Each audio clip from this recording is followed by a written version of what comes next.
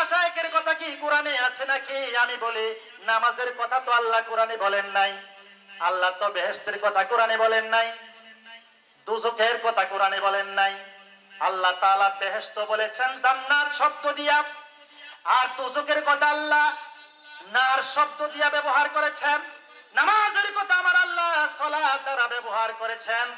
আর হক্কানি উলামায়ে কেরামদের কথা, পীর মাশায়েখদের কথা আমার আল্লাহ তাআলা ওয়াকুনু মা'আস সাদিকিন দ্বারা ব্যবহার করেছেন। জোরে জোরে কন্না আল্লাহু আকবার।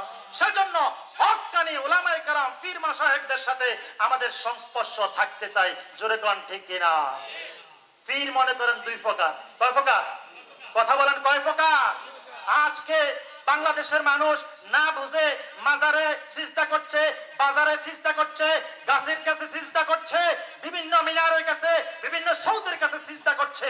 মনে রাখবেন পীর দুই প্রকার, আউলিয়াউর রহমান, আউলিয়াউশ শয়তান। হক্কানি পীর, শয়তানি পীর। হক্কানি পীর কারা? যাদের কাছে নামাজ আছে, রোজা আছে, হজ আছে, যাকাত আছে, পর্দা আছে, পশিদা আছে, মিলাদ, কিয়াম, সিরাত, সুরত যা আল্লাহর রাসূলের তরিকা অনুযায়ী চলছে, ওরা হচ্ছে হক্কানি পীর। জোরে কোন ঠিক কিনা? আর জোরে বলেন ঠিক কিনা? যাদের কাছে নামাজ নাই, রোজা নাই, জিকির নাই, ফিকির নাই, মুরাকাবা নাই, মুশাহাদা নাই, নিঃসন্দেহে ওরা হক্কানি পীর না, ওরা হচ্ছে আউলিয়াউশ শয়তান। জোরে কোন ঠিক কিনা? বিশেষ করে মনে রাখবেন জনপুর, ফুরফুরা, সারসিনা, সোনাকান্দা, ধামতি, আড়াইবাড়ি, বানিয়াপাড়া এই সমস্ত হক দরবারগুলো হচ্ছে আসাদ্দু বায়াদাম মিনাল লাবান, দুধের চাইতে স্পষ্ট এবং স্বচ্ছ পরিষ্কার। জোরে কোন ঠিক কিনা? আর জোরে বলেন ঠিক কিনা? মনে রাখবেন হক্কানি পীর আর হক্কানি দরবার চিনার উপায় হচ্ছে যেই দরবারের সাথে মাদ্রাসা থাকবে, আলেমের সংখ্যা বেশি থাকবে, মনে করবেন ওটাই হচ্ছে হক্কানি পীর এবং মাশায়েখদের দরবার। জোরে কোন ঠিক কিনা? সুতরাং আপনারা ভালো পীর, ভালো আলেম, ভালো উলামা, ভালো দরবার চেয়ে সেখান থেকে নসিহত আনার জন্য, ফায়েজ বরকত আনার জন্য যাবেন, অন্যথায় অন্য জায়গায় গিয়ে মাথা ঝুঁকাবেন না। দেখেন মুসলমান, আমরা কত বড় বোকা হয়ে গেছি। একটা গরু যখন খাবার খায়, খাবারের কাছে মাথা ঝুঁকায়। একটা মুরগি যখন খাবার খায়, খাবারের কাছে মাথা ঝুঁকায়। একটা হাঁস যখন খাবার খায়, পাখি যখন খাবার খায়, খাবারের কাছে মাথাটা ঝুঁকায়। কিন্তু আরশ আজিমের মালিক আল্লাহ তাআলা মানুষের কপালটাকে এত পবিত্র রেখেছেন, জায়গায় জায়গায় মাথা নত করার জন্য আল্লাহ দেন নাই। খাবারের কাছে তার মাথা নত হবে না, খাবার তার মুখে আসা আনার জন্য আল্লাহ দুটো হাত ব্যবস্থা করেছেন। আল্লাহু আকবার বলবেন না? ইচ্ছা হচ্ছে, উদ্দেশ্য হচ্ছে তার মাথাটা খাবারের কাছে ঝুঁকবে না, তার মাথাটা ঝুঁকবে একমাত্র আমি আল্লাহর আরশ আজিমের মালিক আল্লাহর কুদরতি কদমে। জোরে কোন আল্লাহু আকবার। তাহলে জান্নাতে পাবার প্রথম শর্ত হচ্ছে মুসলমান হতে হবে। মুসলমান মানে হচ্ছে আত্মসমর্পণকারী। যতক্ষণ পর্যন্ত আত্মসমর্পণ করব না, এই বিষয় নিয়ে আলোচনা করতে অন্তত 2-4-5 ঘন্টা সময়ের দরকার। আপনারা যারা, আমি কাছাকাছি যারা আছে, বারাইপুর ভুইয়াবাড়ি জামে মসজিদে আমি নামাজ পড়াই। আমি বেশি দূরের মানুষ না, আমি এই ইউনিয়নের মানুষ, কমলাপুর বাড়ি আমার।